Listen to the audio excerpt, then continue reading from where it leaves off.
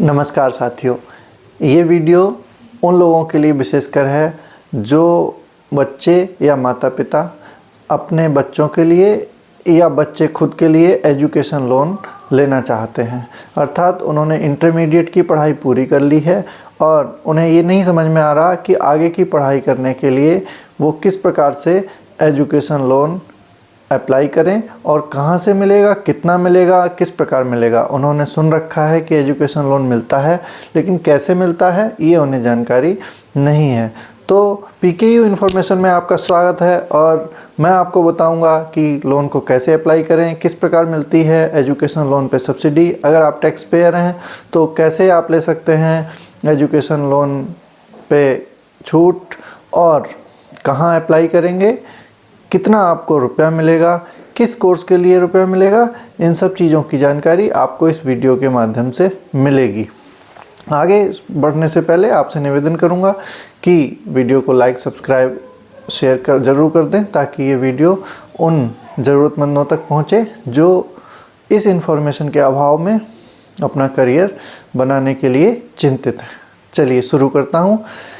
आप अगर इंटरमीडिएट की पढ़ाई आपने पूरी कर ली है तो आपने ये सोच लिया होगा कि आपको कहाँ एडमिशन लेना है। ये आपने पहले से डिसाइड कर लिया होगा। हमारी भारत सरकार ने एजुकेशन लोन की पॉलिसी सारे बैंकों में बनाई हुई है, चाहे आप सरकारी विद्यालय, सरकारी बैंक से या प्राइवेट बैंक से, कहीं से भी आप अप्लाई कर सकते हैं। लेकिन हर बैंक की अपनी अपनी गाइडलाइंस होती है। हर बैंक कुछ निश्चित इंस्टीट्यूट्स के लिए लोन करता है, कुछ निश्चित कोर्सेस होते हैं उनके लिए लोन करता है। तो आप अपना कोर्स डिसाइड कर चुके हैं, आपको जिस भी बैंक से लोन लेना है वहाँ आपको ये पता करना पड़ेगा कि इस कोर्स के लिए लोन होगा या नहीं होगा। आप इसको अप्लाई कैसे करेंगे इसके बारे में भी मैं आपको जानकारी दूंगा। साथ ही ये भी आपको पता चलेगा कि इंटरेस्ट फ्री लोन कब मिलता है। जब आप किसी कॉलेज में एडमिशन लेना चाहते हैं, अगर आप बीटेक कर रहे हैं या आप MBBS करना चाहते हैं या आप कोई अन्य कोर्स करना चाहते हैं, तब आप अपने कॉलेज के पास या आप जहां रहते हैं वहाँ आपके रेसिडेंस के पास जो भी नज़दीकी शाखा है, नज़दीकी बैंक है, उसमें आप अपने एजुकेशन लोन को अप्लाई कर सकते हैं। यदि आप मेरिटोरियस स्टूडेंट रहे हैं तब आपके लिए बहुत आसानी हो जाती है और अगर नहीं भी रहे हैं लोन तब भी मिल जाता है। आपको अप्लाई कैसे करना है? विद्या लक्ष्मी पोर्टल सरकार का एक पोर्टल है, विद्या लक्ष्मी। आप गूगल पर सर्च करेंगे तो आप विद्या लक्ष्मी पोर्टल आपको मिल जाएगा। विद्या लक्ष्मी पोर्टल पर जाकर आपको अप्लाई करना है। आपको अपने सारे डॉक्यूमेंट्स, हाई स्कूल और इंटर से रिलेटेड डॉक्यूमेंट्स वहां पर स्कैन करके अपलोड करने हैं। आपको जो आप कोर्स करना चाहते हैं उसकी जानकारी आपको उस पोर्टल पर भरनी है। आपका जिस बैंक में खाता है आप वहाँ लोन फॉरवर्ड करवा सकते हैं और अन्य 2 बैंकों में भी आप लोन फॉरवर्ड करवा सकते हैं। इस प्रकार आप 3 बैंकों में अप्लाई कर सकते हैं। अप्लाई करने का मतलब ये नहीं होता कि आपका लोन सैंक्शन हो जाएगा। लोन सैंक्शन होने के लिए अन्य दस्तावेज़ों की आवश्यकता पड़ती है, उनके बारे में भी मैं आपको जानकारी दूंगा। सबसे पहले मैं आपको ये बता दूं कि कितने लोन पर आप कितना लोन ले सकते हैं, कितने लोन पर ब्याज की छूट रहेगी और लगभग कितना ब्याज रहेगा। हालांकि अलग अलग बैंक का ब्याज अलग अलग होता है।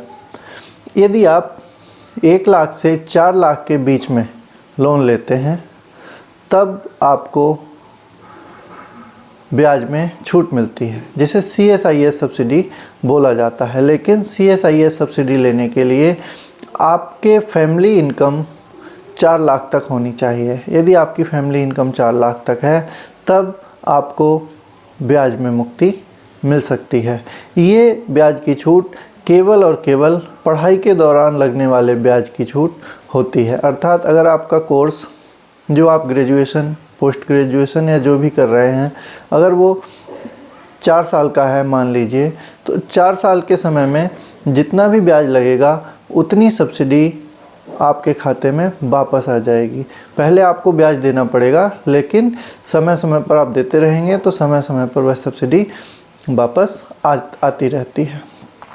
अब बात करेंगे 4 लाख तक का एजुकेशन लोन लेने के लिए आपको किसी प्रॉपर्टी या अन्य गारंटर देने की आवश्यकता नहीं होती।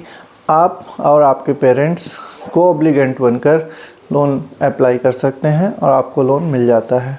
इससे ऊपर 7.5 लाख रुपए तक अगर आपको लोन लेना है तो आपको एक गारंटर देना पड़ सकता है, आप वो दे सकते हैं।